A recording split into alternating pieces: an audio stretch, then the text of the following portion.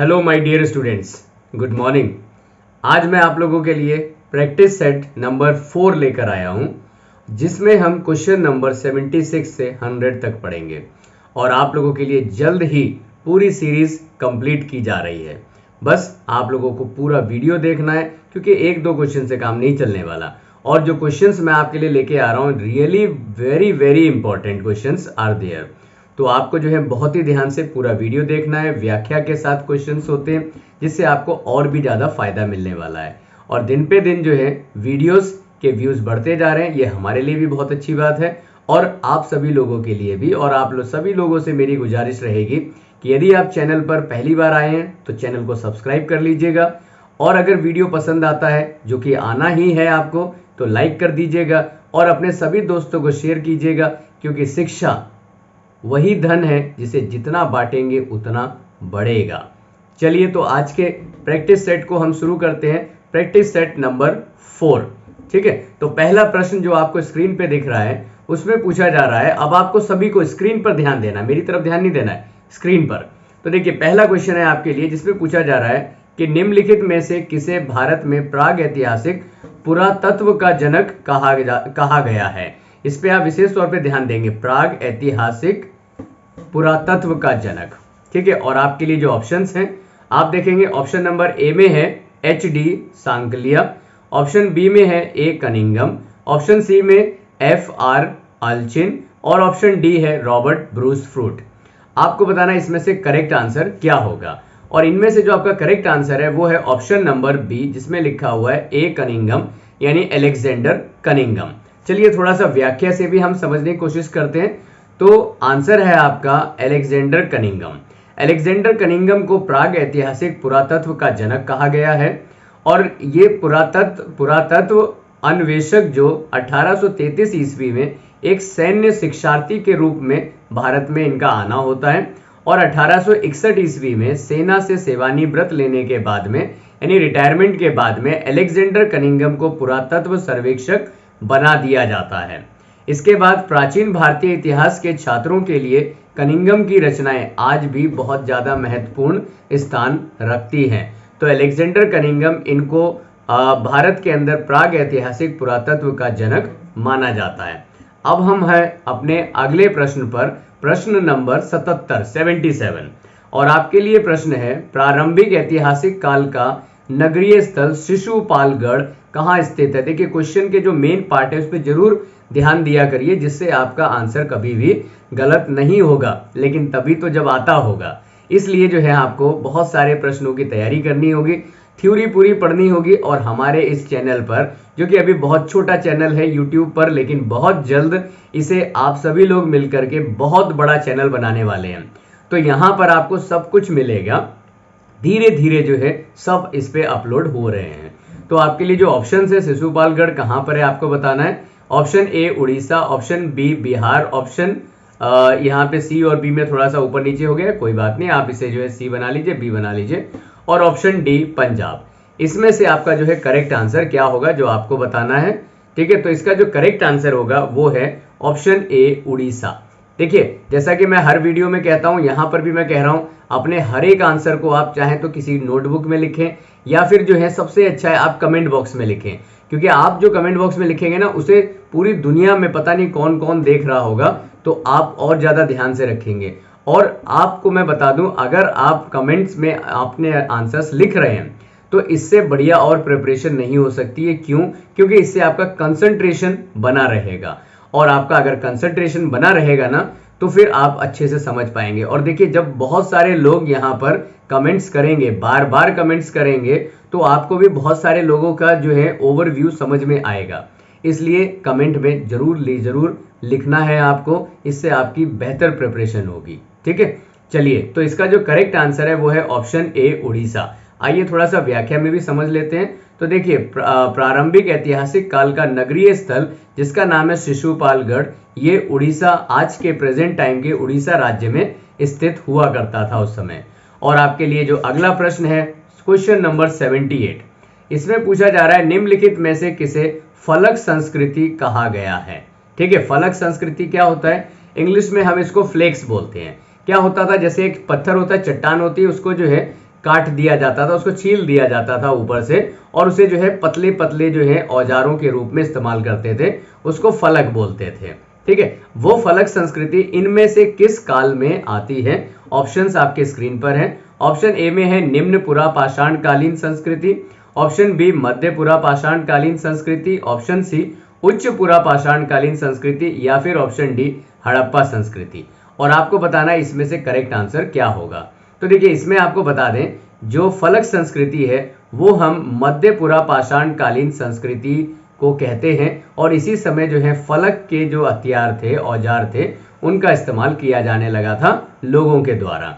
तो option B इसका correct answer है। आइए थोड़ा सा व्याख्या से समझ ले। भारत के विभिन्न भागों में जो फलक प्रधान पूर्व पाषाण काल के उपकरण मिलते हैं, उन्हें इस काल में हम मध्य काल में रखते हैं। ठीक है, यानी कि पाषाण काल के मध्य काल में रखते हैं। इनमें से विभिन्न प्रकार के और औजार जो मिले हैं उन्हें हम स्क्रैपर, ब्यूरिन और बेदक कहते हैं। किसी किसी स्थान पर लघुकाय सुंदर हैंड एक्स भी मिला हुआ है, और क्लीवर के भी जो है उपकरण हमें प्राप्त होते हैं खुदाई के दौरान। बहुसंख्यक कोर, फ्लेक और ब्लेड भी यहाँ पर प्राप्त हुए हैं। ब्लेड का मतलब है एक ऐसा औजार जो बिल्कुल एक तरफ से जो है शार्प होता था, वो वाले ब्लेड की हम बात कर रहे हैं। नहीं तो आज के समय पे आप कहीं पे जो है सेविंग ब्लेड को जो है समझ लें, जो शेप करते हैं ना, उसको समझ लें, वो वाले ब्लेड नहीं है। ओके, फिर फलकों की अधिकता के कारण मध्य पुरा पाषाण काल को हमने फलक संस्कृति का काल कहना शुरू कर दिया, और ये संज्ञा इसको दे दी। अब हम हैं अपने अगले प्रश्न की तरफ, और 79 जो क्वेश्चन है उसमें पूछा जा रहा है कि प्राचीन नगर धान्य कटक का प्रतिनिधि इनमें से कौन है? ठीक है, धान्य कटक ये कहां पर था? ऑप्शन देखिए, ऑप्शन ए में अमरावती, ऑप्शन बी है नागार्जुन कोंडा, ऑप्शन सी सन्नति, या फिर ऑप्शन डी तेर। और आपको बताना है इसमें से करेक्ट आंसर क्या होगा। और इसका जो करेक्ट आंसर है वो है आपका ऑप्शन नंबर ए, जिसमें लिखा हुआ है अमरावती। आइए हम इसको और डिटेल में समझते हैं। तो देखिए, आंध्र प्रदेश के गुंटूर जिले में स्थित धरणी कोट नामक स्थान पर सातवाहन युग में धान्य कटक नाम से ये नगर या ये जगह विख्यात थी। ये अमरावती के निकट में पाई गई है, और ये कुछ काल तक सातवाहनों की राजधानी के रूप में भी देखी गई। किसे? धान्य कटक को। ठीक है, इस नगर की प्रसिद्धि किस चीज के लिए है? इस नगर में जो है महत्वपूर्ण व्यापारिक मंडी लगती थी, और यहाँ पर सातवाहन साम्राज्य के पूर्वी भाग की सबसे बड़ी मंडी स्थापित होती थी, जहाँ अत्यंत धनी एवं समृद्ध व्यवसायी निवास किया करते थे। ठीक है, तो उम्मीद करते हैं आपको सभी प्रश्नों की श्रृंखला अच्छी लग रही होगी, क्योंकि इतने महत्वपूर्ण प्रश्न जो आपको दिए जा रहे हैं ये किसी ना किसी पीछे पूछे गए एग्जाम्स के ही हैं। और आप समझ लीजिए, प्रश्न अब बहुत ही कठिन आने वाले हैं, और आपको बता दें पीछे के पूछे हुए प्रश्नों को भी किसी ना किसी पेपर में कहीं ना कहीं पूछा जाता है। तो हम आपके लिए हिस्ट्री से रिलेटेड सारे के सारे प्रश्न लाएंगे। 5000 प्रश्नों की तो सीरीज हमारे पास तैयार है, और दिन पे दिन हम इसमें और भी ज्यादा प्रश्नों को मॉडिफाई करते जा रहे हैं। ठीक है, सब आपके लिए। क्वेश्चन नंबर 80 आपके सामने है कि प्राचीन पत्तन पुहान किसके निकट पर स्थित है? और आपके लिए जो ऑप्शंस हैं, ऑप्शन ए में लिखा हुआ ताम्रपर्णी के निकट है, या ऑप्शन बी कावेरी, या फिर ऑप्शन सी पेरियार, या फिर ऑप्शन डी बैगई। तो इसमें से आपका जो है करेक्ट आंसर क्या होगा? तो आपको बताना है इसमें से जो आपका करेक्ट आंसर रहेगा वो है आपका ऑप्शन नंबर बी, जिसमें क्या लिखा हुआ है? कावेरी। ठीक है, तो कावेरी के निकट जो है पुहान स्थित है। आइए इसको जो है हम थोड़ा सा व्याख्या से समझ लेते हैं। तो कावेरी नदी पर स्थित पुहान कावेरी पट्टनम के नाम से भी जाना जाता है। तो पुहान संगम काल का एक समृद्ध बंदरगाह था, जहां बड़े बड़े जहाज माल लाद कर विदेशों से आते और जाते रहते थे। संगम साहित्य में माल से लदे हुए यवन जहाजों का यहां पर पहुंचने का चित्रण भी बनाया गया है, और यहां व्यापारियों के गोदाम तथा कार्यालय भी मौजूद रहे थे। ठीक है, अब अगला जो महत्वपूर्ण प्रश्न है वो है आपके लिए प्रश्न नंबर 81। और प्रश्न नंबर 81 में आपसे पूछा जा रहा है कि भारत में प्राग ऐतिहासिक मानव का प्राचीनतम जीवाश्म, बहुत ही महत्वपूर्ण प्रश्न है। और जो एंशिएंट हिस्ट्री से क्वेश्चंस आते हैं ना, वो और ज्यादा महत्वपूर्ण हो जाते हैं, क्योंकि उनको याद रख पाना थोड़ा सा मुश्किल होता है मॉडर्न हिस्ट्री की कंपैरिजन। इसलिए बहुत ही ध्यान से आपको इनको सबको पढ़ना होगा। तो प्राचीनतम जीवाश्म निम्नलिखित में से किस स्थान से मिला है? और आपके पास ऑप्शन में देखिए, ऑप्शन ए है Bhimbetka, option B Hathnora, option C Sarai Nahar Rai और ऑप्शन डी दमदमा। और इसमें से करेक्ट आंसर क्या होगा? तो देखिए इसका correct answer option number B है, जिसमें लिखा हुआ है हथनौरा। ठीक है, तो हथनौरा से प्राचीनतम जीवाश्म मानव का ये हमें प्राप्त होता है खुदाई के दौरान। आइए थोड़ा सा जो है व्याख्या से भी हम समझ लेते हैं। तो भारत में प्राग ऐतिहासिक मानव का प्राचीनतम जो जीवाश्म है वो हथनौरा से हमें मिला है। आइए अगला जो है काफी ज्यादा डीप क्वेश्चन है, अच्छे से आपको समझना है। देखिए उद्दालक अरुणी और उनके पुत्र श्वेत केतु, नाम को आप अंडरलाइन कर लीजिए जिससे आप जो है विशेष तौर पर इस पर ध्यान देंगे। इनके बीच ब्रह्म एवं आत्मा की अभिन्नता के विषय में प्रसिद्ध वार्तालाप हुआ है, पर यह आपको बताना है ये वार्तालाप किसमें वर्णित है। ठीक है, किसमें वर्णित है? तो आप देखेंगे आपको इसमें ऑप्शन नंबर ए में दिख रहा है श्वेताश्वर उपनिषद, ऑप्शन बी केन उपनिषद, या फिर ऑप्शन सी छांदोग्य उपनिषद और ऑप्शन डी मुंडक उपनिषद। तो इसमें से किस में वर्णित है? और आपके लिए जो ऑप्शंस हैं वो इस प्रकार हैं। अब आप बताएंगे इसका करेक्ट आंसर क्या है। इसका करेक्ट आंसर है ऑप्शन नंबर सी छांदोग्य उपनिषद। आइए छांदोग्य उपनिषद का जो है अभी हम पोस्टमार्टम ही कर डालते हैं, काफी सारी चीजें समझेंगे हम इसके बारे में। देखिए उद्दालक आरुणी और उनके पुत्र जो हैं श्वेत केतु के बीच ब्रह्म और आत्मा की अभिन्नता के विषय में जो ये वार्तालाप होता है, प्रसिद्ध वार्तालाप है, ये छांदोग्य उपनिषद में दिया गया है, पहली चीज।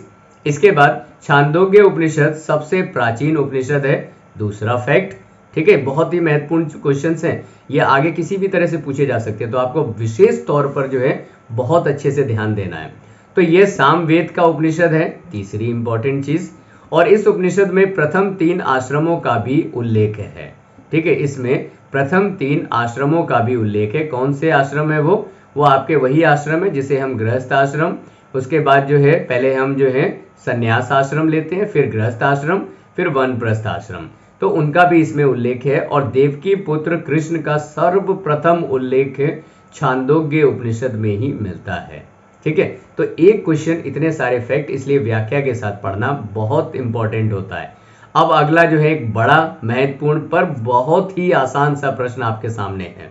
ठीक है, तो देखिए प्रश्न क्या है। प्रश्न है एक तरफ सूची 1 और दूसरी तरफ सूची 2 यहाँ पर दी हुई है, आपको इनको मिलाना है। बड़ा ही आसान है, एक तरफ काल लिखे हुए हैं और दूसरी तरफ जो है रहने के निवास स्थान दिए गए हैं।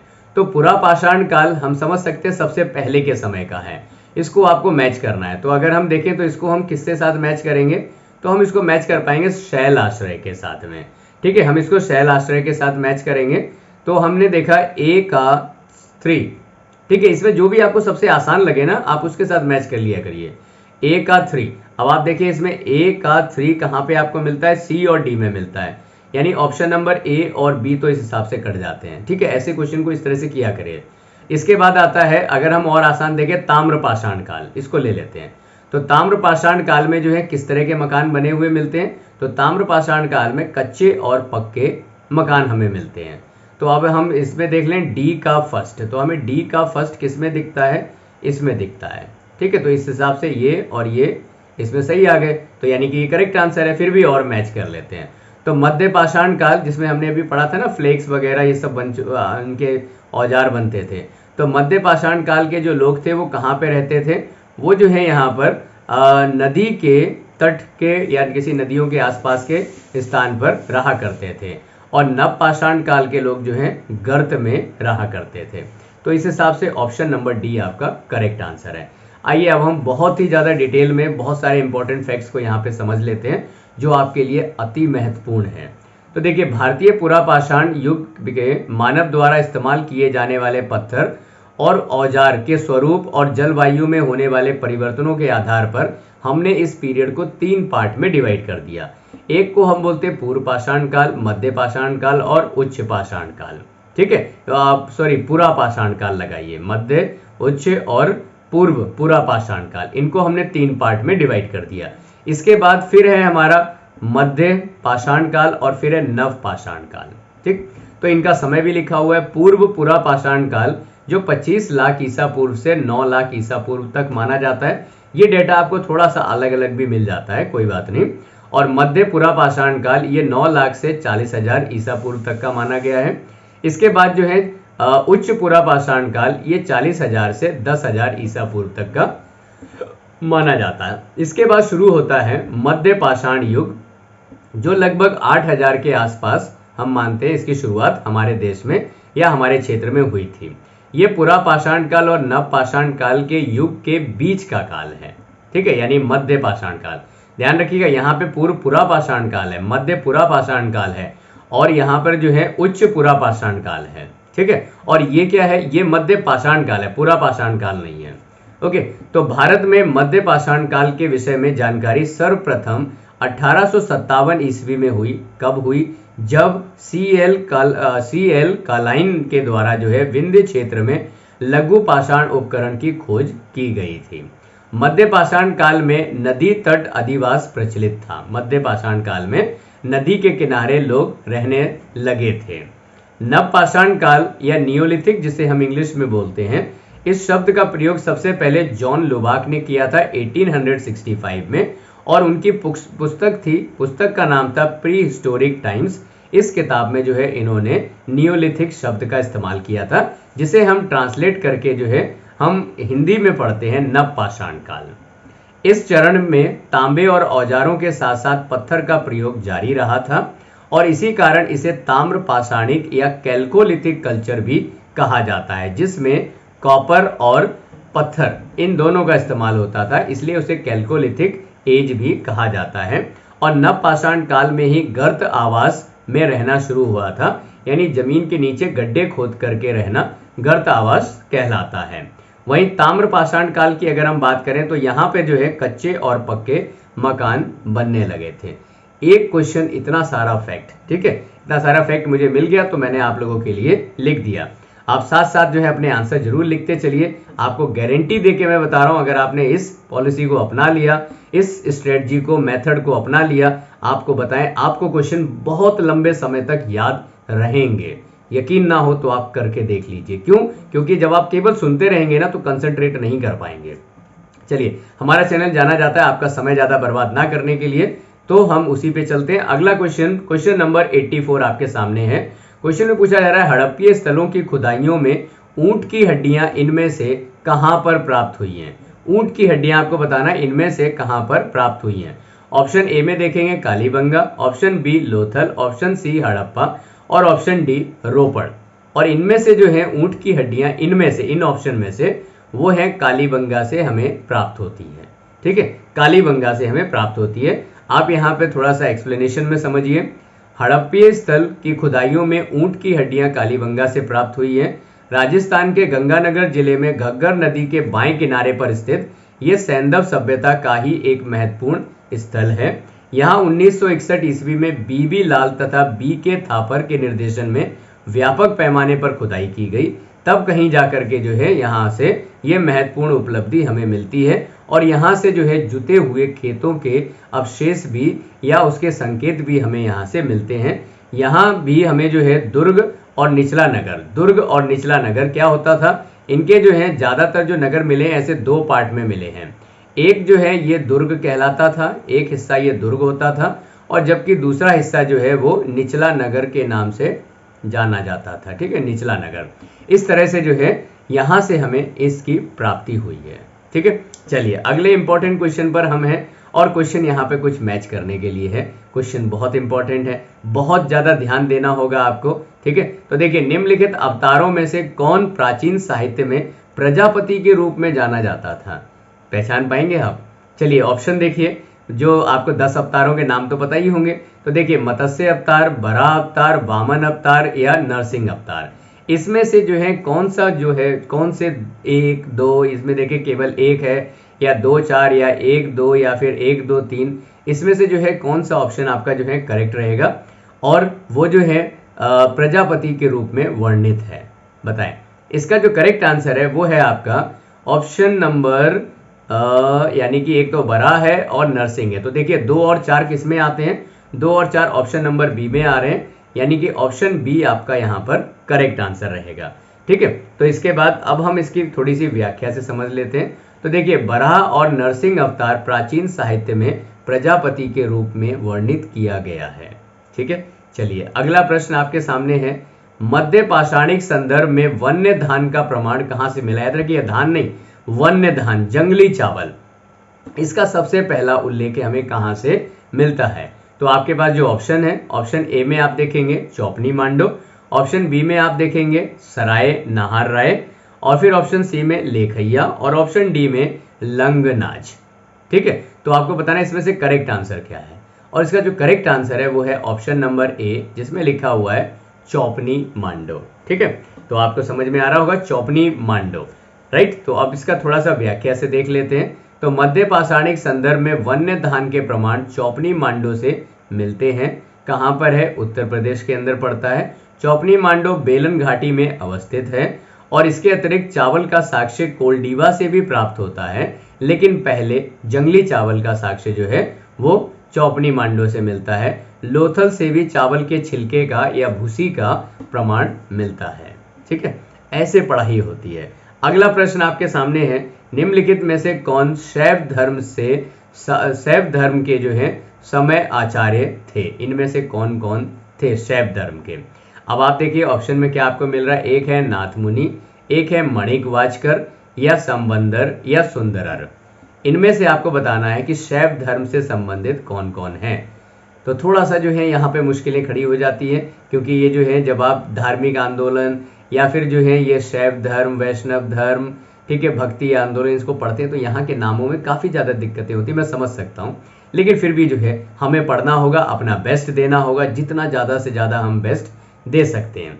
तो आप देखेंगे इसमें जो करेक्ट आंसर है मणिक वाचकर, ये शैव धर्म के हैं, संबंदर भी हैं और सुंदरर भी हैं, यानी कि 2, 3, 4। अब देखिए किस ऑप्शन में आपको यहाँ पे जो है 2, 3, 4 दिख रहा है, तो आप देखेंगे option number B, option number B में आपको 2, 3, 4 दिख रहा है। तो करेक्ट आंसर क्या हुआ? ऑप्शन बी, याद रहेगा ना। चलिए आगे बढ़ते हैं, इसके बाद हम अपने व्याख्या को डिस्कस करते हैं। ठीक है, चलिए तो देखिए उपरोक्त समाचारियों में से शैव धर्म के समाचारियों में मणिक वाचकर, संबंदर और सुंदरर थे। शिव के उपासक शैव कहे जाते थे। इनसे संबंधित धर्म को शैव धर्म कहा जाता है। मामूली सी बात है, सबको पता है आप लोगों को।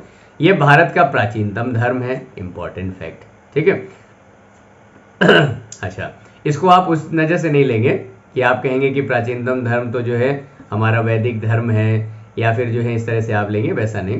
तो देखिए इसकी प्राचीनता आधे इसलिए भी, इसकी प्राचीनता जो है वो इतिहास में या ऐतिहासिक स्रोतों के आधार पर हमें मिलती है। और मार्शल कौन?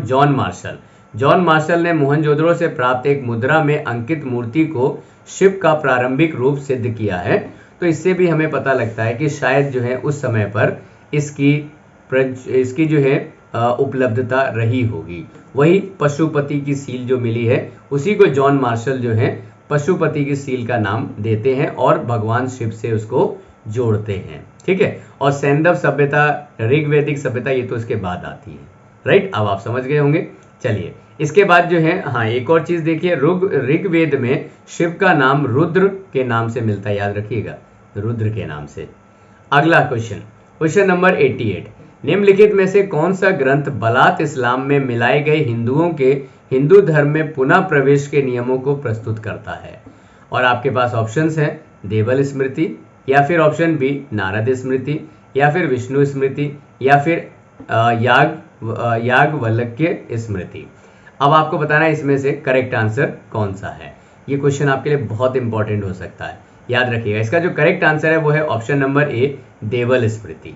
ठीक है, हो सकता है आप में से अधिकांश लोगों ने पहली बार ही देवल स्मृति का नाम सुना हो, तो ये आपके लिए जानना बहुत जरूरी है। और यदि आप जानते हैं तो आइए थोड़ा सा और पढ़ लेते हैं इसके बारे में। तो देखिए देवल स्मृति में बलात इस्लाम में मिलाए गए हिंदुओं के हिंदू धर्म में पुनः प्रवेश के नियमों को प्रस्तुत करता है ये। और ये पूर्व मध्यकालीन स्मृति है। पूर्व मध्यकालीन स्मृति मतलब जो मध्यकाल है, मेडिवल एज, उससे पहले की स्मृति है। इसे मूलतः विधि विषयक नहीं माना जाता है। क्यों? क्योंकि ये बहुत बाद में प्रस्तुत की गई है। चलिए अगला इंपॉर्टेंट क्वेश्चन आपके सामने है, निम्नलिखित में से किसके लिए कहा जाता है कि उसने शास्त्रार्थ में अनेक बौद्धों और जैनों को पराजित किया था तथा पल्लव राजा महेंद्र वर्मन को शैव धर्म में दीक्षित भी किया था? और वो व्यक्ति खुद पहले जो है यहाँ पर जैन था, उसके बाद जो है उसने अपना धर्म परिवर्तन करके शैव धर्म को अपनाया, और साथ ही साथ पल्लव राजा जो है महेंद्र वर्मन को भी इसने जो है इसमें शामिल करवाया था। तो वो कौन था? ऑप्शन देखिए, ऑप्शन ए में लिखा हुआ है अपर, या फिर गोरक्षनाथ, या फिर अंडाल, और या फिर जो है यहाँ पर तिरुपाण। तो इसका जो करेक्ट आंसर है वो है आपका ऑप्शन नंबर ए, यानी कि अपर। क्या होगा इसका करेक्ट आंसर? अपर। ठीक है, आइए व्याख्या में समझते हैं। प्रमुख नयनार संत थे अपर, जो तिरुवनक्षकरुसु, मैं फिर से रीड कर देता हूँ, थोड़ा सा गलत हो गया, तिरुनाबुक्करसु इस नाम से भी जाने जाते हैं, और इन्होंने जो है पल्लव शासक महेंद्र वर्मन को शैव धर्म में दीक्षित किया था, जो प्रारंभ में जैन थे। ठीक है, और जैन से जो है इनको कन्वर्ट किया शैव धर्म में। अपर भी नयनार बनने से पूर्व जैन धर्म के ही उपासक थे। ठीक है, तो जैनों का जो है इन्होंने कमी करके और शैव धर्म को बढ़ाना शुरू कर दिया। उसने शास्त्रार्थ में अनेक बौद्ध एवं जैन गुरुओं को पराजित भी किया था। चलिए अगला इंपॉर्टेंट क्वेश्चन आपके सामने है, क्वेश्चन नंबर 90। धीरे धीरे 100 की तरफ बढ़ रहे हैं, ऐसे धीरे धीरे हम 1000 की तरफ बढ़ेंगे और 1000 की तरफ बढ़ेंगे। ठीक है, आपका काम क्या है, व्यूज को भी इसी तरह जो है 1000 की तरफ, कई 1000 की तरफ, कई लैक्स की तरफ पहुंचाना है। बार बार देखिए, क्या दिक्कत है, पढ़ने को ही तो मिल रहा है ना, ऊट पटांग कंटेंट से तो अच्छा ही है। चलिए देखिए, तो पाली आगम के अनुसार निम्नलिखित में से किसका यह मत था कि मृत्यु के पश्चात सब कुछ नष्ट हो जाता है, अतएव कर्म का कोई फल नहीं मिलता है। आपको बताना है। अब आप ऑप्शन देखिए, ऑप्शन ए में है अजित केशकमलिन, ऑप्शन बी में है मखली पुत्र गोशाल, और ऑप्शन सी में है निगंठ नाथपुत्र, और फिर ऑप्शन डी में है पूर्ण कश्यप। ठीक है, और इसमें से करेक्ट आंसर क्या होगा? तो इसका जो करेक्ट आंसर है वो है ऑप्शन नंबर डी, पूर्ण कश्यप। आइए व्याख्या से भी थोड़ा समझ लेते हैं। तो बौद्ध साहित्य से ज्ञात होता है कि महात्मा बुद्ध के उदय के पूर्व यहाँ पे 6 बौद्धोत्तर आचार्य सर्वाधिक महत्वपूर्ण थे, जिनमें से एक पूर्ण कश्यप भी थे। पूर्ण कश्यप जो है एक अक्रियवादी तथा अकर्म के प्रचारक थे, जिनका ये मत था कि मनुष्य के अच्छे या बुरे कर्मों का कोई फल आगे नहीं मिलता है, मतलब आगे आने वाले जन्मों में नहीं मिलता है, बल्कि सब कुछ यही मिलता है। अच्छी फिलॉसफी थी ना। चलिए बढ़िया भी है, मेरे हिसाब से सही भी है। चलिए आगे अगले प्रश्न पे चलते हैं। आपको बताना शूलगभ यज्ञ किसके लिए किया जाता था? इनमें से शूलगभ यज्ञ किसके लिए किया जाता था ये आपको बताना है। और आपके पास जो ऑप्शंस हैं, ऑप्शन ए में है विष्णु, ऑप्शन बी में इंद्र, ऑप्शन सी में रुद्र, और ऑप्शन डी में क्या लिखा हुआ है? वरुण। ठीक है, और आपको बताना है इसमें से करेक्ट आंसर क्या होगा। और आपका इसमें से जो करेक्ट आंसर होगा वो है ऑप्शन सी, रुद्र। मेरे बताने से पहले आप लोग कमेंट बॉक्स में लिख दे रहे हैं, बहुत बढ़िया बात है। और देखिए रुद्र को ही अभी हमने पढ़ा था, यानी कि शिव को ही रुद्र कहा गया है। कौन से वेद में कहा गया है इसको तो कमेंट बॉक्स में लिख दीजिए, अभी थोड़ी देर पहले मैंने बताया था। चलिए इसके तब तक हम एक्सप्लेनेशन समझते हैं। तो देखिए शूलगभ यज्ञ रुद्र देवता के लिए किया जाता था। इसका विस्तृत उल्लेख गृह सूत्र में हमें मिलता है। और इस यज्ञ में रुद्र देवता को खुश करने के लिए किसकी बलि देते थे? बैल की, बुल की बलि दी जाती थी। ओके, और आपने जो कमेंट बॉक्स में अपना आंसर लिख ही दिया होगा। चलिए मैं आपको बता देता हूं, इसका जिक्र जो है सबसे पहले ऋग्वेद में किया गया है, रुद्र शब्द का भगवान शिव के लिए। अगला इंपॉर्टेंट क्वेश्चन आपके सामने स्क्रीन पर है। क्वेश्चन में पूछा जा रहा है कि इंद्र महाअभिषेक का वितरण या विवरण दिया गया है इनमें से किस में? तो ऑप्शन ए में आप देखेंगे शतपथ ब्राह्मण में, या फिर ऑप्शन बी में ऐत्रेय ब्राह्मण में, ऑप्शन सी है अथर्ववेद में, या फिर ऑप्शन डी ऋग्वेद में। और इसका जो करेक्ट आंसर रहेगा ना वो है आपका ऑप्शन नंबर बी। ठीक है, अगर आपको लगता हो कि मैं आंसर आपके सोचने से या आपको उतना समय नहीं मिल पाता है तो वीडियो को पॉज कर दीजिए और पॉज करके फिर आंसर दीजिए और फिर उसको प्ले कीजिए। आपका सीखना बहुत जरूरी है। और यदि मैं बहुत ज़्यादा समय दूंगा ना, जैसे कि मैं देखता हूँ बहुत सारे यूट्यूब पे बहुत अच्छे अच्छे टीचर्स हैं, बहुत अच्छा कंटेंट लेके आते हैं, बहुत अच्छे समझाते हैं, नो डाउट, लेकिन वहाँ पर जो है मेरे बहुत सारे स्टूडेंट ने कहा कि वहाँ पर उनका थोड़ा सा समय ज़्यादा वेस्ट हो जाता है, तो थोड़ा सा फास्ट चाहिए, तो मैं आप लोगों के लिए वही लेकर आया हूँ। ठीक है, और व्याख्या भी होती है साथ में, पहले से लिखी हुई व्याख्या होती है जिसे मुझे उस समय नहीं लिखना पड़ता है, इससे भी आपका समय बचता है। ठीक है, तो करेक्ट आंसर है ऐत्रेय ब्राह्मण। आइए थोड़ा सा एक्सप्लेनेशन कर लेते हैं इसकी। तो ऐत्रेय ब्राह्मण तथा कौशिकी ब्राह्मण का संबंध किससे है? ऋग्वेद से है। इसमें प्रथम ग्रंथ या इनमें से जो प्रथम ग्रंथ है वो ऐत्रेय ब्राह्मण के 8 मंडल का इसमें जिक्र होता है। प्रथम ग्रंथ में प्रत्येक मंडल में 5 अध्याय हैं और 5 अध्याय होने के कारण इसे पंचिका भी कहा जाता है। ठीक है, पंचिका भी कहा जाता है। अच्छा, इसमें कुल मिलाकर ऐत्रेय ब्राह्मण में 40 अध्याय हैं। ठीक है, ये सब चीजें छोटी छोटी चीजें हैं, कहीं ना कहीं आप सुनते रहिए, दिमाग में फीड होता रहेगा, लिखते रहिए। ठीक है, भले ही आप वो लिखा हुआ दोबारा ना कभी पढ़ पाए, लेकिन कहीं ना कहीं तो दिमाग में हैंड में मतलब हाथों से भी जो प्रैक्टिस हुई है वो बनी ही रहेगी। तो इसकी रचना का श्रेय किसको जाता है? महिदास ऐत्रेय को जाता है। इसका श्रेय आप याद रखोगे महिदास ऐत्रेय को, इसलिए इसे ऐत्रेय ब्राह्मण कहा गया। इस ग्रंथ के अनुसार जो राजा चारों दिशाओं में अपना जो है वो यश फैला देता था उसको एकराट कहा जाता था या सार्वभौम कहा जाता था। इसकी उपाधि वो धारण करता था। विद्वानों का मत है कि ऊंची उपाधि राज्य के क्षेत्रीय विस्तार पर ही निर्भर नहीं होती थी या ना रहकर राजा की उपलब्धियों और सैन्य शक्ति पर भी रहती थी या अधिक इस पर रहती थी। ऐत्रेय ब्राह्मण का वैराज्य वैदिक काल में गणराज्य का दैवत्व माना गया है और ऐत्रेय ब्राह्मण में इंद्र महाअभिषेक का विवरण मिलता है, जो कि हमारे क्वेश्चन का मेन पार्ट था। इतनी सारी व्याख्या में कहीं ये ना भूल गए हो कि हमारा क्वेश्चन क्या था। फिर से दिखा देते हैं। क्वेश्चन है इंद्र महाअभिषेक का विवरण इनमें से किसमें दिया गया है? ऐत्रेय ब्राह्मण में। ऐत्रेय ब्राह्मण किसने लिखी है? फटाफट बता दीजिए, मैं फटाफट अगले क्वेश्चन पे ले आया आपको। ठीक है, तो किसने लिखी है जल्दी से कमेंट बॉक्स में बताइएगा। अच्छा, क्वेश्चन नंबर 93 है हमारा। निम्नलिखित में से किस राज परिवार में महिलाएं बौद्ध धर्म को प्रश्रय देती थी जबकि पुरुष वैदिक धर्म का पालन करते थे? देखिए क्या अजीब पार्ट है ना, ऐसे क्वेश्चंस आपको फंसा देंगे। और ये क्वेश्चंस अगर आपको आते हैं तो आपके लिए मोस्ट सिंपल क्वेश्चन है। तो ऑप्शन ए में दिया हुआ है सातवाहन, ऑप्शन बी में इक्ष्वाकु, ऑप्शन सी में गुप्त और ऑप्शन डी में बाकाटक। और इसका जो करेक्ट आंसर है वो है आपका ऑप्शन नंबर ए, जिसमें दिया गया है सातवाहन। ठीक है, तो चलते हैं इसकी थोड़ी सी व्याख्या ले लेते हैं। तो सातवाहनों का इतिहास शिशुक या शिमुक, ठीक है, जो इनका फाउंडर था, इसके समय से प्रारंभ होता है, ऐसा माना जाता है, जो भी हमें स्रोत मिले उसके आधार पर।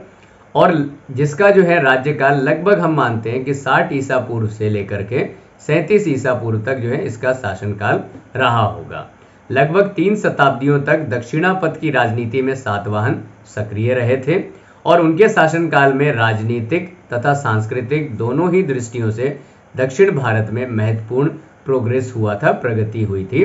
सातवाहन राजाओं का शासनकाल दक्षिण भारत में वैदिक तथा बौद्ध धर्म की उन्नति का काल माना जाता है। हिंदू धर्म और बौद्ध धर्म दोनों ही इसमें जो है फले फूले थे। स्वयं सातवाहन नरेश वैदिक धर्म के अनुयायी थे, परंतु ब्राह्मण होते हुए भी सातवाहन नरेश अन्य धर्मों के प्रति भी सहिष्णु थे और उन्होंने अपने शासन में बौद्ध धर्म की भी या बौद्ध धर्म को भी संरक्षण दिया था, उनका भी उसके भी प्रोग्रेस में जो है उनको प्रोत्साहित किया था। ठीक है, तो ये है सातवाहन, यानी सातवाहन वंश वो वंश था जहां पर जो पुरुष थे वो वैदिक धर्म को अपनाते थे जबकि महिलाएं बौद्ध धर्म को अपनाती थी। अगला प्रश्न आपके सामने स्क्रीन पर है कि निम्नलिखित में से किसने आश्रित पत्नी एवं बच्चों की समुचित व्यवस्था किए बिना भिक्षु बनने वाले व्यक्ति के लिए दंड का विधान किया था? ठीक है, देखिए यहाँ पे गौतम बुद्ध के पद चिन्हों पे चलते हुए बहुत सारे लोगों ने क्या करना शुरू कर दिया, उन्होंने भी अपनी पत्नी और बच्चों को छोड़कर गृह त्याग करने का सोचने लगे, करने लगे। इससे राज्य की व्यवस्था और ज्यादा बिगड़ने लगी। तो यहाँ पे कौटिल्य ने जो है इसकी शुरुआत की थी, लेकिन हम यहाँ पे बात कर रहे हैं कि दंड का विधान किसने किया था। तो ऑप्शन जो आपके पास है, ऑप्शन ए में कौटिल्य, ऑप्शन बी में मनु, या फिर ऑप्शन सी पुष्यमित्र शुंग और ऑप्शन डी अशोक। तो आपको इनमें से बताना है करेक्ट आंसर क्या होगा। तो इसका विधान तो करने का जो पावर है वो तो राजा के पास ही होगी ना, कौटिल्य के पास तो नहीं होगी। कौटिल्य एक एडवाइजर था। ठीक है, तो यहाँ पर जो है आगे चल करके इस पे पाबंदी लगाने वाला जो व्यक्ति है वो था अशोक। ठीक है, और ये तब लगाई थी जब कौटिल्य इस धरती पे नहीं था, यानी कि उसका स्वर्गवास हो चुका था। चलिए तो आगे हम बात करते हैं थोड़ा सा एक्सप्लेनेशन में। तो अशोक ने यहाँ पर आश्रित पत्नी एवं बच्चों की समुचित व्यवस्था किए बिना भिक्षु बनने वाले व्यक्ति के लिए दंड का विधान किया था।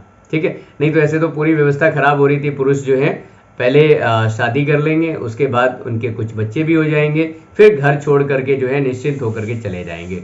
अब उनके जो है पत्नी, उनके बच्चों का जीवन यापन कैसे होगा? ठीक है, इस वजह से सम्राट अशोक ने ये एक अच्छा कार्य किया था। चलिए आगे हम बढ़ते हैं। अगला प्रश्न आपके लिए है कि निम्नलिखित में से कौन सा स्रोत चंद्रगुप्त मौर्य के साम्राज्य में गुजरात के सम्मिलित होने को प्रमाणित या उसकी प्रमाणित सूचना प्रदान करता है? जब गुजरात चंद्रगुप्त मौर्य ने अपने साथ जोड़ लिया था, इसकी प्रमाणिकता कौन देता है? ठीक है, चलिए कोई बात नहीं। ऑप्शन ए है अशोक के शिलालेखों का गिरनार संस्करण, या फिर ऑप्शन बी में रुद्रदामन का जूनागढ़ अभिलेख, या फिर मुद्र राक्षस, या फिर देवी चंद्रगुप्तम। तो आप ऐसे समझ सकते हैं जूनागढ़ गुजरात में पड़ता है, तो यही आपका आंसर होगा। जी हाँ, यही आपका आंसर है, ऑप्शन नंबर बी, रुद्रदामन का जूनागढ़ अभिलेख। ठीक है, यहाँ मैं आपको वो इंपॉर्टेंट क्वेश्चन कराऊंगा जो शायद जो है आपने सोचे नहीं होंगे। ऐसा नहीं कि यही एक चैनल जिसपे आपको ये क्वेश्चंस मिल रहे हैं, नहीं, लेकिन ये एक चैनल ऐसा जरूर बन सकता है जिसपे आपको इतने क्वेश्चन मिलेंगे जितने और कहीं आपको शायद ना मिले। चलिए, तो अगला जो प्रश्न, अगला इसकी व्याख्या समझ लेते हैं पहले। तो व्याख्या बहुत लंबी चौड़ी है। शक महाक्षत्रप रुद्रदामन के गिरनार जूनागढ़ अभिलेख में, ये जो है जूनागढ़ में स्थित है, गुजरात के अंदर, रुद्रदामन का है, और 150 ईस्वी में इसको जो है लिखवाया गया था। इसमें इस बात की सूचना मिलती है कि चंद्रगुप्त मौर्य ने पश्चिमी भारत में सौराष्ट्र तक प्रदेश जीतकर अपने प्रत्यक्ष शासन के अंतर्गत इसे कर लिया था। इस अभिलेख से ज्ञात होता है कि इस प्रदेश में पुष्यगुप्त वैश्य चंद्रगुप्त का राज्यपाल हुआ करता था। इंपॉर्टेंट पॉइंट है कि चंद्रगुप्त का जब गवर्नर बनाया गया था वो कौन था? वो पुष्यगुप्त था, और उसने वहां पर सुदर्शन झील का निर्माण भी करवाया था।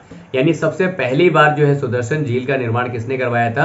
पुष्यगुप्त ने। उसके बाद उसका जो है सुंदरीकरण और उसका रिनोवेशन आगे होता रहा। सौराष्ट्र प्रांत में दक्षिण में सोपारा, महाराष्ट्र प्रांत के थाने जिले में स्थित है, जो उस समय पे सोपारा नाम से जाना जाता था, आज के थाने में स्थित है। इस स्थान से चंद्रगुप्त के पौत्र अशोक का अभिलेख भी प्राप्त होता है। अशोक अपने अभिलेखों में इस प्रदेश को जीतने का दावा नहीं करता है, इसका मतलब उसके दादाजी के द्वारा पहले जीत लिया गया है। ऐसा निष्कर्ष निकाला जा सकता है कि सौराष्ट्र के दक्षिण सोपारा तक प्रदेश भी चंद्रगुप्त मौर्य द्वारा ही विजित किया गया था। ठीक है, क्लियर है इतनी बात? तो इसमें रुद्रदामन के जूनागढ़ के अभिलेख से पता लगता है कि चंद्रगुप्त ने सौराष्ट्र तक कब्जा कर लिया था।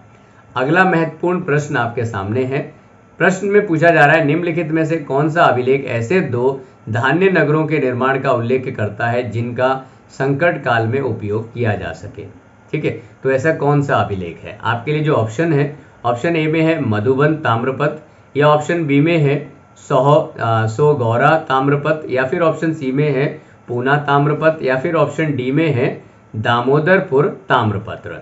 और इसमें आपको बताना है, ये कहाँ से खुल गया, इसमें आपको बताना है कि करेक्ट आंसर क्या है। और इसका जो करेक्ट आंसर है वो है ऑप्शन नंबर बी, वो है सोगौरा ताम्रपत्र। ठीक है, आइए थोड़ा सा व्याख्या से समझते हैं। इससे हमें ये जानकारी मिलती है कि धान्य नगरों का निर्माण होता था, और जिससे जो है जरूरत पड़ने पर जरूरतमंद को अनाज दिया जा सकता था। तो सोगौरा ताम्रपत्र ये गोरखपुर जिले से हमें प्राप्त होता है। यहाँ ये प्रथम ताम्र अभिलेख, जिसे इस श्रेणी में रखा गया, प्रथम ताम्र अभिलेख है, जिसमें अकाल के समय राज्य द्वारा अनाज वितरण की व्यवस्था का वर्णन किया गया था, और ऐसी व्यवस्था यानी कि अशोक के समय पे मौजूद थी। और ये ताम्रपत्र अशोक कालीन काल का ही माना जाता है। ठीक है, तो इससे हमें ये पता लगता है कि उस समय पर भी अगर कोई ऐसी दिक्कत होती है तो राजा ये व्यवस्था रखता था, किसकी? वितरण की। इसके बाद अगला क्वेश्चन है, सुनेत ने या सुनेत से किन के सिक्के के सांचे मिले हैं? इनमें से सुनेत से किन के सिक्कों के सांचे मिले हैं? ऑप्शन ए में शुंगों के, या ऑप्शन बी में कुनिंद के, या फिर ऑप्शन सी योद्धे, और ऑप्शन डी गुप्त। और इसका जो करेक्ट आंसर है वो है योद्धे के। और मुझे यकीन है, निश्चित रूप से मैं कह सकता हूं कि आप में से बहुत सारे बच्चे इस वंश के बारे में बिल्कुल भी नहीं जानते होंगे। चलिए, इस पर जो है अभी मेरा कोई वीडियो तो नहीं है, लेकिन छोटा सा डिस्क्रिप्शन है, कभी बना देंगे।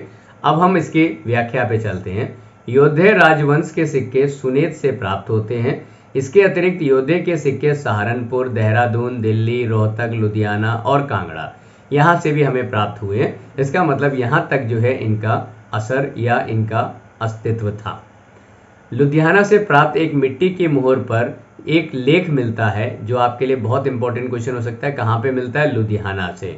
उस पर क्या लिखा हुआ है? उस पर लिखा हुआ है योद्धे नाम जयमन्य धारणम। ठीक है, तो ये लेख आप ध्यान रखेंगे, ये हमें जो है लुधियाना के क्षेत्र से प्राप्त होता है। चलिए अगला जो क्वेश्चन आपके लिए है उसमें पूछा जा रहा है कि नंदों का उल्लेख करने वाला प्राचीनतम अभिलेखीय प्रमाण कौन सा है। और आपके लिए ऑप्शन ए में है अशोक का निगाली सामर स्तंभ अभिलेख। ठीक है, निगाली सामर स्तंभ अभिलेख, या फिर ऑप्शन बी खारवेल का हाथी गुम्फा अभिलेख, या फिर ऑप्शन सी हेलियोडोरस का गरुड़ स्तंभ लेख, या ऑप्शन डी गौतमी बलाश्री का नासिक गुहा लेख। तो इसमें से जो है करेक्ट आंसर क्या होगा, यानी कि हमें क्या पूछा जा रहा है? नंदों का उल्लेख करने वाला। ओके, तो नंदों का यहाँ पे जो उल्लेख होता है वो हमें खारवेल के हाथी गुम्फा अभिलेख से प्राप्त होता है। और इसमें पूछा ये जा रहा है कि सबसे पहले प्राचीनतम, तो वो भी यहीं से होता है। ठीक है, आइए व्याख्या में थोड़ा समझते हैं। तो नंदों का उल्लेख करने वाला प्राचीनतम अभिलेखीय प्रमाण खारवेल की हाथी गुम्फा अभिलेख से प्राप्त होता है। शिशुनाग वंश का अंत कर नंद वंश की स्थापना करने का श्रेय किसे जाता है? वो जाता है महापद्मनंद को, और उसका जिक्र भी जो है इसी में ही दिखाया जाता है। महापद्मनंद ने मगध को एक विशाल साम्राज्य में परिणित कर दिया था और कलिंग को हराया भी था। ठीक है, चलिए अगला क्वेश्चन आपके लिए है क्वेश्चन नंबर 99। निम्नलिखित में से मौखरी राजाओं का सही काल अनुक्रम बताइए। और आपके पास जो है कुछ ऑप्शंस हैं। ठीक है, तो इसमें आपको बेहतर ये होगा कि आपको कम से कम 2-3 राजाओं के बारे में पता हो, तो आप आसानी से जो है इसके करेक्ट आंसर की तरफ चल सकते हैं। तो आपको सीक्वेंस वाइज बताना कि पहले कौन आया था, उसके बाद कौन आया था, उसके बाद कौन आया था। तो इसका जो करेक्ट आंसर रहेगा वो है आपका ऑप्शन नंबर, मैं आपको सीधे बता देता हूँ। सबसे पहले जो है हरि वर्मा, फिर आदित्य वर्मा, ईश्वर वर्मा, ईशान वर्मा और सर्व वर्मा, ये सीक्वेंस यहाँ पे रहा था। आइए थोड़ा सा व्याख्या से समझ लेते हैं। तो यशोधर्मन की मृत्यु के पश्चात आर्यवर्त का शासन मौखरियों के अधिकार में आ गया था, और पूर्ववर्ती गुप्तों के समान मौखरी भी जो है चक्रवर्ती गुप्त वंश के ही सामंत थे। धीरे धीरे जो है गुप्त सत्ता निर्मल होने लगी, तो इसका फायदा किसने उठाया? इन्होंने भी उठाया और अपने राज्य को स्वतंत्र घोषित कर दिया। कन्नौज के मौखरियों का इतिहास महाराज हरि वर्मा के समय से शुरू होता है। इस समय से प्रारंभ होता है लगभग 510 ईसा के आसपास, यानी एडी में। हरि वर्मा का उत्तराधिकारी उसका पुत्र आदित्य वर्मा था। आदित्य वर्मा के बाद ईश्वर वर्मा आता है, जो आदित्य वर्मा का पुत्र था। ठीक है, मौखरियों को सामंत स्थिति से स्वतंत्र स्थिति में लाने वाला शासक ईशान वर्मा को माना जाता है, जो रियल फाउंडर इस वंश का माना जाता है। और इसके बाद जो है, जिसका नाम उसमें नहीं दिया था, इसके बाद जो है यहाँ पर ग्रह वर्मा आते हैं। ग्रह वर्मा इसके आखिरी शासक थे, और ग्रह वर्मा वही व्यक्ति है जिनके साथ हर्षवर्धन की बहन की शादी होती है, उनका विवाह होता है। ठीक है, जिसमें ग्रह वर्मा की हत्या कर दी जाती है और उनकी बहन को भी बंदी बना लिया जाता है, जिसे बाद में हर्षवर्धन जो है छुड़वाते हैं, ढूंढते हैं। ठीक है, ग्रह वर्मा के बाद मौखरी इतिहास थानेश्वर के वर्धन से जुड़ जाता है, और कन्नौज के शासक जो हैं उसके बाद यही बनते हैं आकर के, कौन? हर्षवर्धन। चलिए इसके बाद अब हम अपने आज के सेशन का लास्ट क्वेश्चन कर रहे हैं। वो है आपका कि शक क्षत्रप सातवाहन काल में स्वर्ण एवं रजत सिक्कों का अनुपात इनमें से क्या था। ऑप्शन ए में है 1:10, या फिर 1:14, या फिर 1:20, या फिर 1:35। और इसका जो करेक्ट आंसर है वो है ऑप्शन नंबर डी 1:35। ऐसे क्वेश्चन बहुत ज़्यादा मुश्किलें पैदा करते हैं, इसलिए बहुत अच्छे से आपको देखना होगा। आइए इसको थोड़ा सा और हम व्याख्या रूप से समझ लेते हैं। तो पश्चिमी भारत में 2 शक वंशों के अस्तित्व का प्रमाण मिलता है। एक है महाराष्ट्र के छैरात वंश, और कादरमक के जो है कादरमक वंश, या यहीं पर जो है सौराष्ट्र मालवा के शक क्षत्रप। ठीक है, तो छैरात वंश ने संपूर्ण महाराष्ट्र, लाट तथा सौराष्ट्र प्रदेश पर शासन किया था। छैरात वंश का पहला शासक भूमक नाम से था, और उसके सिक्के गुजरात, कठियावाड़ तथा मालवा के क्षेत्र में मिलते हैं। नहपान इस वंश का सर्वाधिक प्रसिद्ध शासक माना जाता है, और उसके सिक्के अजमेर से नासिक तक मिलते हैं, यानी बड़ा क्षेत्र था नेपाल के राज्य का। ये चांदी तथा तांबे के हैं और सिक्के निश्चित मानक के हैं, यानी कि ये प्रॉपर मेजरमेंट है इसका।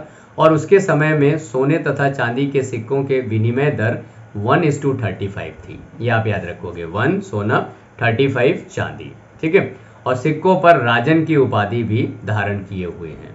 तो इस तरह से जो है हमने अपने आज के इस वीडियो में फिर 25 क्वेश्चंस को पढ़ लिया है और ये 25 क्वेश्चंस आपके लिए बहुत इंपॉर्टेंट हो सकते हैं। अब तक हमने 100 क्वेश्चंस को तैयार कर लिया। आप जो है पार्ट 1 से लेकर के सारे प्रैक्टिस सेट्स देखते चलेंगे और आप पाएंगे आपके अंदर एक अभूतपूर्व जो है वो विकास हो रहा है। तो अगर आप फिर एंड में कहेंगे वीडियो पसंद आ रहा है तो इसे जम के शेयर कीजिए, ताकि जो है इस नए चैनल को एकदम से यूट्यूब पर फैलने का मौका मिले। आप सभी लोगों का पूरा वीडियो देखने के लिए बहुत बहुत धन्यवाद। नमस्कार।